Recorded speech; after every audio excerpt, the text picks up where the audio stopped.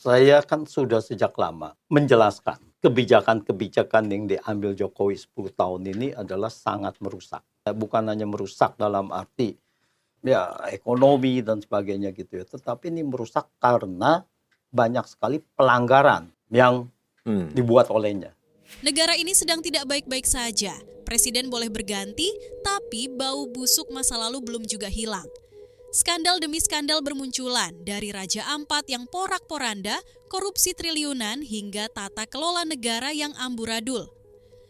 Bersama Profesor Antoni Budiawan, kita akan membedah akar persoalan yang selama ini ditutupi hanya di Kacamata Channel.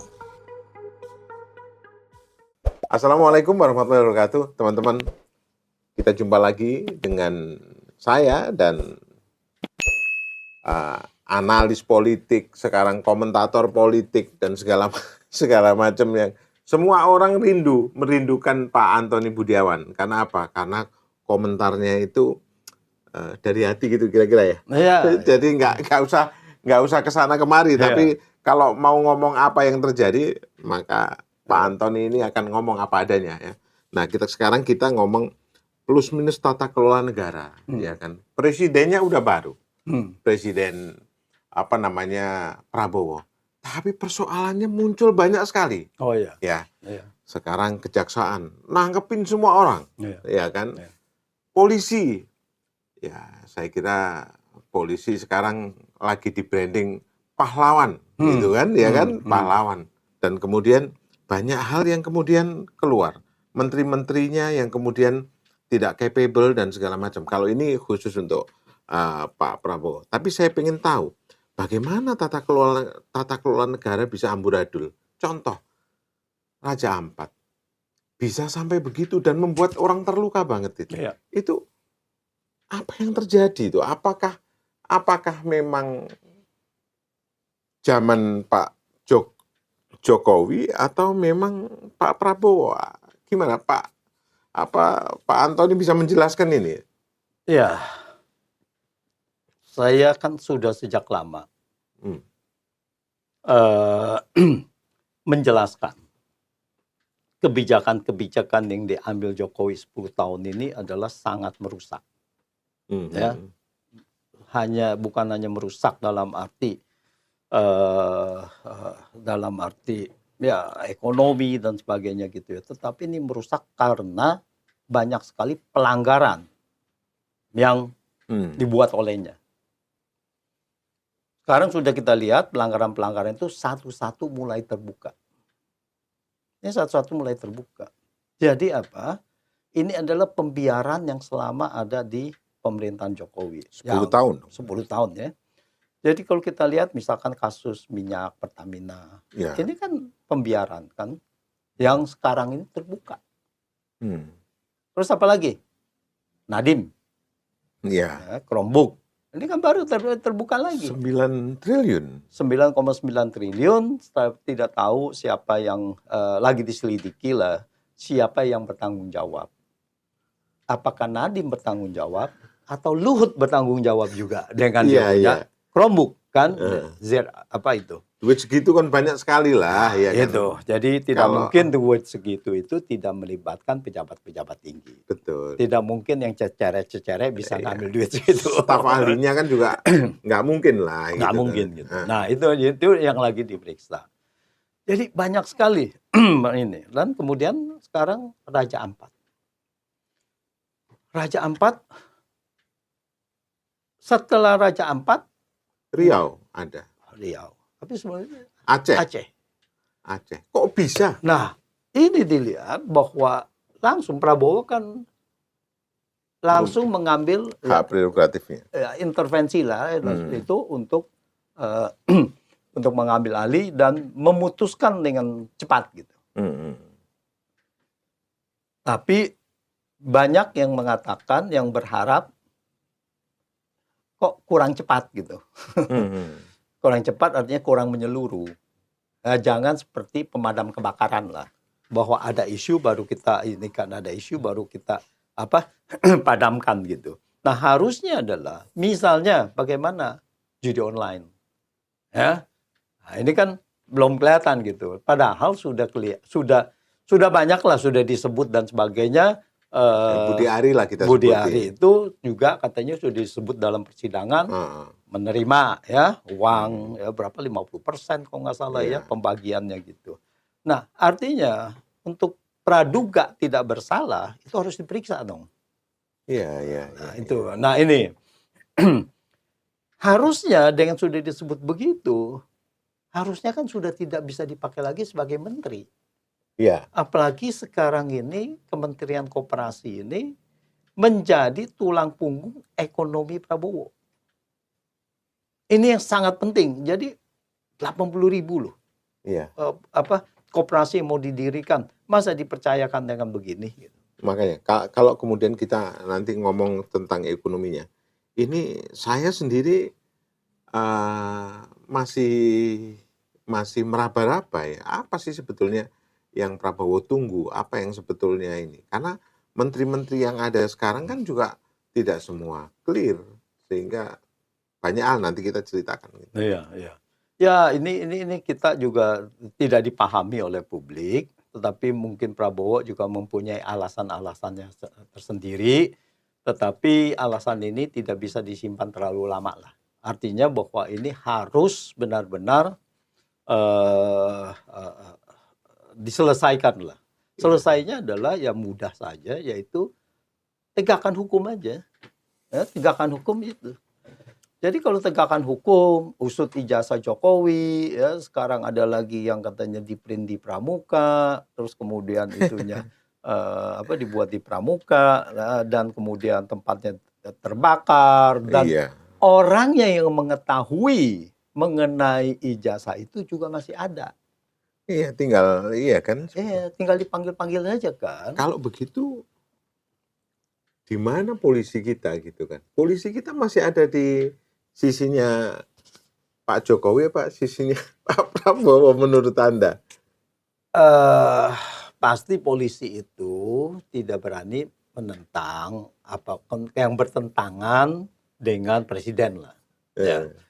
Tetapi masalah-masalah kecil buat mereka, maksudnya kasusnya 1-2 kasus gitu, mungkin mereka berusaha untuk menutupi. Nah ini masalahnya. Kalau ini sudah jelas di publik, berarti ini tidak bisa ditutupi. Dan sebetulnya presiden tinggal bicara saja, usut berdasarkan hukum yang ada, yang berlaku. Selesai udah. Ya. Tapi kita lihat kan sewaktu Jokowi dengan demonstratif datang ke Polri. Ya. Mabes Polri. Mabes Polri atau apa? Ya. Yang dia ngomong, untuk ijazah itu kan. Itu dia ditunjukkan apa segala, tapi ijazah itu nggak pernah ditunjukkan kepada publik. Lalu apa yang di press conference itu ijazah yang ditampilkan adalah sama seperti yang beredar di publik kan gitu. Kita nggak usah ngomong ijazah Jokowi karena itu sama dengan ngomong pelangi, nggak jelas nanti itunya kan kan. Tetapi kan bahwa ini kan sebetulnya adalah sudah upaya yang dilakukan dan harusnya presiden sudah lihat bahwa oh ini Kapolri aja kan segitu lama ya kan untuk siapa. Dan kalau kita ngomong menteri-menterinya kan tidak firm semua. Banyak yang tidak firm lah. Kita bilang begitulah ya Budi Ari dan segala macam. Tetapi kenapa kok masih dipercaya gitu kan? Dan kebijakan Bahlil lagi Bahlil lah, kita sebut Bahlil ya. Iya ya, gas tabung gas gitu kan. Ya ini memang jadi banyak sekali gitu hal-hal yang ini.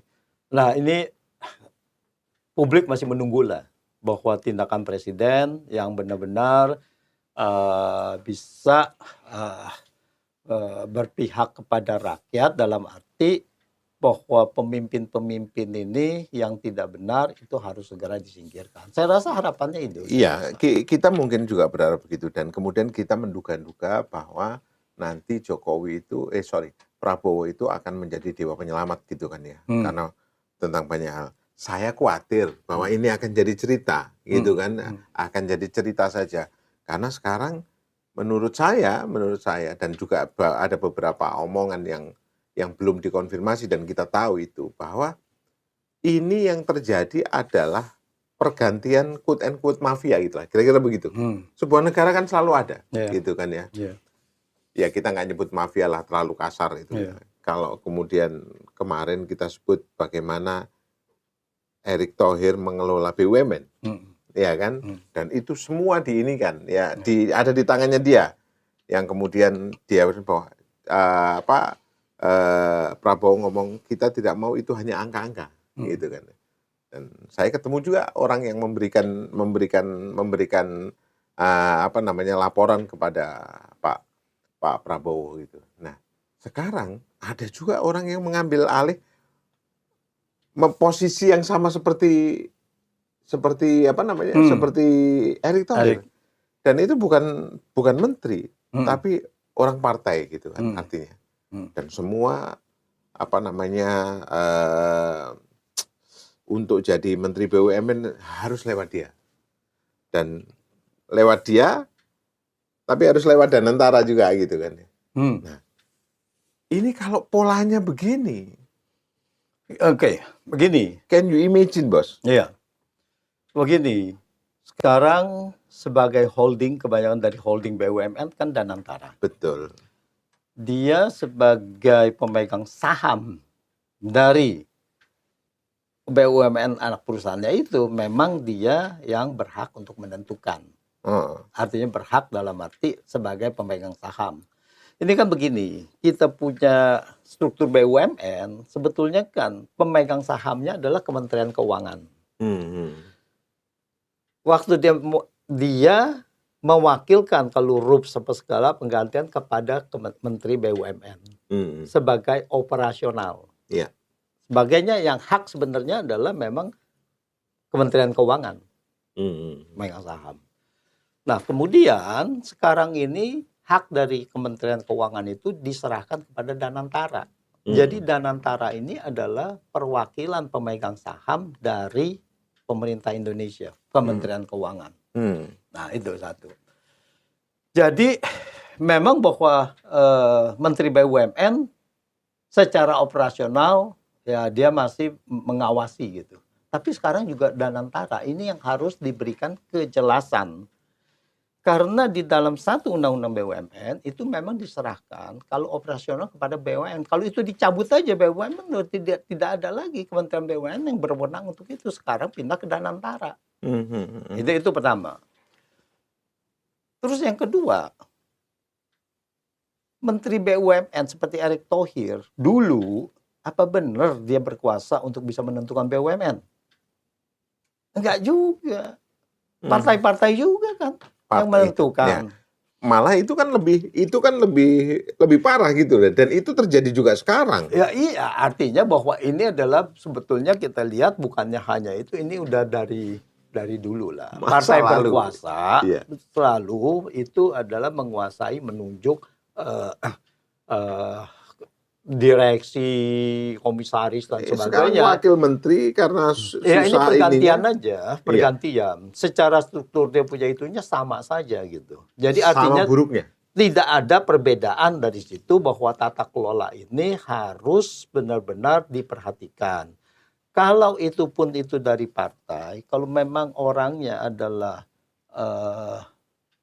qualified, ya tidak masalah kan gitu kan. Nah ini yang kita masalahkan itu adalah gitu. Karena siapapun itu, kalau itu tidak ada campur tangan. Begini, saya rasa adalah yang campur tangan partai adalah yang BUMN penting-penting. Iya, yang gede-gede duitnya juga. BUMN gemuk-gemuk. Ya, gitu kan. Nah itu, kalau yang kecil-kecil nggak mungkin. Gampang itu, serahkan pada penyanyi lah. Iya kan, udah selesai itu, serahin pada penyanyi aja. Iya. Biar Jadi mereka juga menguasai, jangan sampai ini juga misalnya dikuasai oleh lawan partai. Kan gitu, lawan politik kan gitu. Iya, itu kan pembenaran aja sebetulnya. Iya, tapi ini adalah situasi kita punya yang tidak benar. Oke. Ya, dan struktur ini nggak hanya ini, maksud saya tidak hanya dalam saat ini gitu. Tapi ini sudah berlangsung lama dan ini harus ada reform. Ya, reform BUMN diatur itu sebetulnya bagus. Tetapi kita tahu dari awal reformasi BUMN bagus itu cuma 1-2 tahun aja kali berjalannya, dalam arti pada saat itu memang lagi berdarah-darah juga BUMN ya kan. Setelah enak apa segala semuanya ngedompleng udah dari tahun awal 2000-an gitu. Dari mana mereka dapat duit kalau nggak dari situ? Ya kan? Itu. Jadi artinya ini adalah tahapan yang harus diselesaikan oleh Presiden Iya. Presiden Prabowo. Karena kalau tidak akan jadi rumit gitu kan. Itu sama dengan copycat dulu, ganti bos aja lah kita. Iya. Kan itu. Iya. Ya, jadi artinya tata kelola kita masih jauh dari bagus. Oh, jauh. Ini salah satu adalah PR yang paling berat gitu. Ini udah berlangsung lama dan sangat tidak mudah untuk dirubah.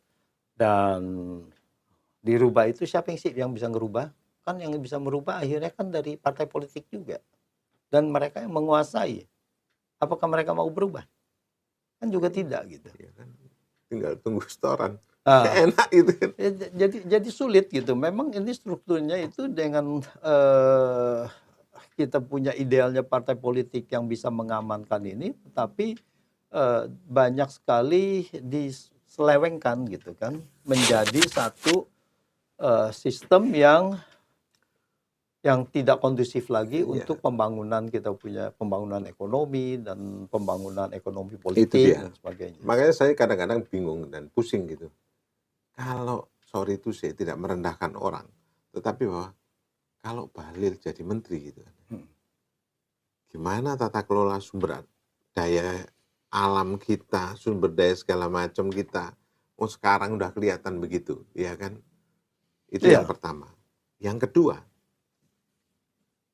Bapak masih percaya sama kejaksaan atau bagaimana?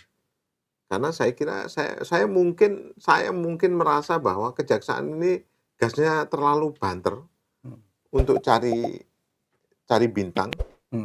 Sampai akhir tahun ini saya kira mereka masih akan begitu. Sehingga apa? Penangkapan ya kita pengen sih ditangkap, tapi jangan ada kayak begitu-gitu itu. Nah, yang Tom Lembong itu maksudnya. Ya, yang penting ini kan sebetulnya harus profesional. Saya rasa kejaksaan ini tahu banyak penyimpangan masa lalu, masanya Pak Jokowi. 10 tahun terakhir Jokowi, mereka itu menurut saya sangat tahu sekali, tetapi mereka itu harus diam. Harus diam karena itu masih ada Jokowi di situ masih sebagai presiden. Nah, sekarang setelah tidak jadi presiden lagi, Kejaksaan Agung bebas bertindak, maka keluarlah satu-satu ini. Jadi ya memang satu-satu ini banyak sekali yang itu, dan saya lihat cukup profesional, kecuali yang kita lihat yang Tom Lembong. Karena saya melihat sendiri bahwa ini adalah menurut saya ini patut diduga kriminalisasi dari Jokowi. Kemarin kan Bapak jadi ahli ya kan? Ekonomi, ahli bidang ekonomi di situ. Nah, kenapa? Bahwa ini patut diduga Jokowi, ada kronologisnya, nggak sembarangan kita bicara ini Jokowi yang itu. Ada kronologisnya, dia sewaktu jadi co-captain Anies itu sudah diintimidasi tanda kutip bahwa ini akan ada sprindik loh. Lalu kemudian ya dengan kita bisa lihat lah kronologisnya itu sangat itu, dan dugaannya juga dugaan ngawur gitu kan, dakwaannya itu dakwaan ngawur gitu. Jadi ini patut diduga adalah memang kriminalisasi. Jadi itulah hal-hal yang seperti itu yang tidak boleh dilakukan oleh kejaksaan. Yang lain-lainnya kita lihat bahwa kita apresiasi, sangat apresiasi. On the track ya? On the track pada saat itu ya. Kalau Chromebook itu memang salah ya harus diusut kan gitu. Siapa kalau berani ngusut Luhut? Nah itu.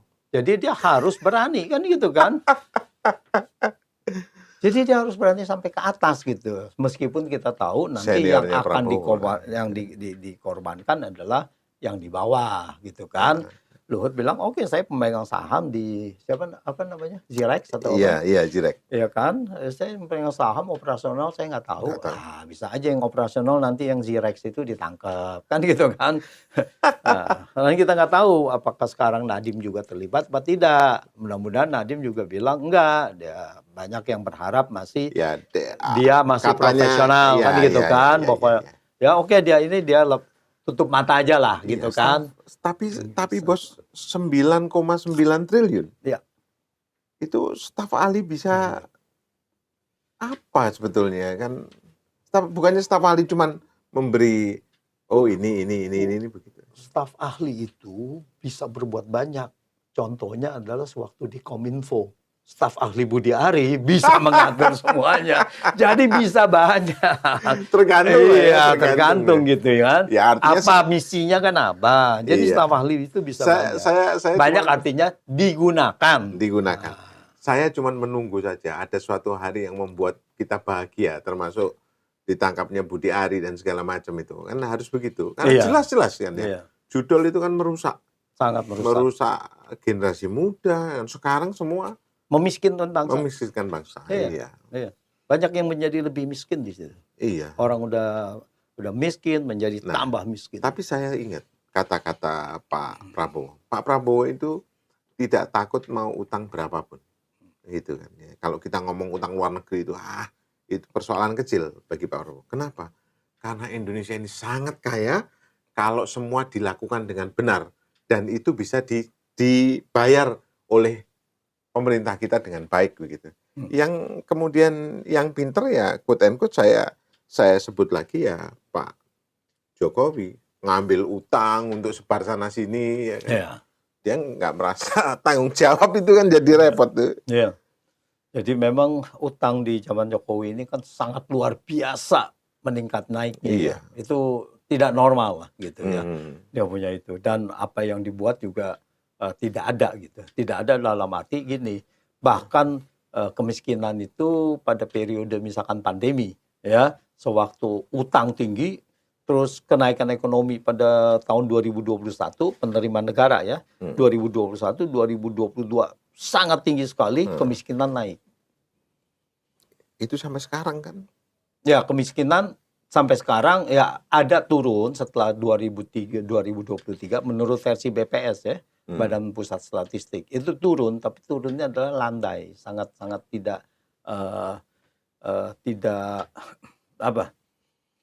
sangat tidak signifikan. Dan yang menyedihkan adalah tingkat kemiskinan kita itu jauh lebih tinggi dari Vietnam. Bayangkan. Saya nggak bisa bayangkan itu. Vietnam loh ya. Vietnam yang sudah mobil listriknya ada di sini. Itu. Jadi kita ini sudah ketinggalan.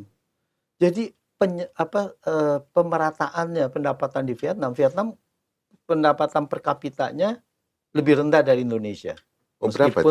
Meskipun sekarang sudah agak tersusul gitu kan ya, mulai menyusul gitu. Sekarang perbedaannya palingan $300 per kapitanya ya. Jadi kita Indonesia pada saat kita 4.800, dia mungkin sudah 4.500. Jadi tipis dong. Saya pikir tahun depan, tahun ini atau paling lambat tahun depan, Vietnam pendapatan per kapitanya sudah lebih tinggi dari Indonesia. Nah, dia dengan pendapatan per kapita lebih rendah dari Indonesia, tetapi tingkat kemiskinannya jauh lebih rendah dari Indonesia. Artinya pemerataannya itu jauh lebih baik dari Indonesia. Ya mungkin di sana tidak ada yang satu orang dalam 1 tahun kenaikannya 148 triliun. Cuman ada di Indonesia. Iya. Ya. Itu Betul. suatu booming batu bara. Mana ada di Vietnam seperti begitu. Makanya ada juga teman-teman yang bilang ini, kalau sebetulnya Indonesia itu nggak repot kok, mau naikkan per kapita, menaikkan segala macam, nggak repot. Itu aja batu bara itu di stop aja setengah tahun itu. Nah, saya menyambung tadi ya bahwa Pak Prabowo mengatakan tidak sulit bahwa kita itu membayar utang kita. Terutama utang pemerintah lah. Utang pemerintah ya, karena kita kaya. Kita kaya, wah kita bisa. Tetapi saat ini Indonesia kaya tetapi tidak memiliki. Yang memiliki kan oligarki. Nah, itu dia. Jadi satu-satunya bahwa statement itu bisa menjadi benar kalau semua kekayaan Ada dikuasai dan dimiliki oleh pemerintah. Bukan oleh oligarki ya. Bukan oligarki. Oligarki kita cuma dapat berapa persen aja kok. Ya pajak itu. Iya. Royalti, pajak, Oh, bahkan nikel smelter. iya, smelter. Ingat nggak bahwa di situ dikasih insentif Iya. bebas pajak penghasilan sekian tahun, Iya, betul. bahkan 30 tahun gitu. Ah. Itu gimana? Dan nikel itu sudah bukan punya kita loh. Nah, itu yang seharusnya adalah merugikan keuangan negara. Seharusnya. Sudah punya China kan? Sudah China. Itu yang harusnya merugikan keuangan negara. Bukan seperti yang dilakukan oleh Tom Lembong. Kan gitu kan. Ini seharusnya merugikan keuangan negara. Kenapa merugikan keuangan negara? Karena nikel itu hanya bisa di Indonesia, kalau dia mau ya. Iya. Dan dia harus ada di tempat. Jadi kita tidak ada saingan. Betul. Iya kan? The one and only. Iya. Ya. Kalau dia mau misalkan mobil listrik, dia harus bisa ada kesini sini, dia ada di mana? Kalau investasi di mobilnya, di mobil listriknya dia bisa Tesla, misalkan ada di Indonesia, mau di China, mau di BYD India, mau di dan Vietnam segala dan macam. sebagainya, kan banyak tempat kan. Kalau dia mau nikel, kan dia harus tambang di sini, harus smelter di sini kan. Kenapa harus dikasihkan Harus insentif? Itu satu. Dan kedua, itu harusnya dikasihkan ke BUMN. Iya. Nah, itu harusnya. Kalau memang smelter itu adalah menguntungkan, kenapa tidak dikasih ke BUMN? Kenapa tidak dikelola oleh BUMN? Nah, itu. Jadi itu yang merugikan keuangan negara. Saya ingat Gusmus itu. Hmm. Negara para bajingan. Iya. Para berdebah. Para berdebat. Baik teman-teman, kita menarik saja kali ini kan nggak ada habis-habisnya. Karena apa? Karena kita membicarakan masa lalu yang membuat kita sakit semua, kan Iya. begitu. Tapi percayalah bahwa masa depan selalu ada. Saya ya. tambahkan sedikit. Ya. Masa lalu sakit, ini untuk koreksi masa depan. Nah, Oke, sangat penting membicarakan masa lalu untuk koreksi ke masa depan. betul. Ya, supaya sejarah menjadi pembelajaran. Iya. Makanya nggak perlu diubah dong bukunya sejarah. Tidak bisa, tidak ada, tidak boleh. Makanya Menteri Kebudayaan kan mau merubah penulisan buku sejarah tuh. Oh, saya belum dengar itu. Oh, itu lagi rame Saya itu tidak dan dengar. mengatakan bahwa tahun 98 itu tidak ada pemerkosaan massal. Oh, saya tidak dengar ya. Wah, harus dengar. Itu menarik lagi. Nanti kita panggil Pak Fadlizon ke sini. Ya. Baik teman-teman sekalian, terima kasih atas perhatiannya. Memang selalu bernas dan kita dapat insight yang lain tentang betapa bahwa negara ini butuh orang jujur, negara ini butuh orang pinter, dan negara ini butuh orang nasionalis yang mengentaskan semua. Kita kaya. Kita luar biasa kalau di luar negeri kita, oh kita kaya. Tapi bukan punya kita, gitu kan, gitu ya. Baik, terima kasih. Salam sehat semua.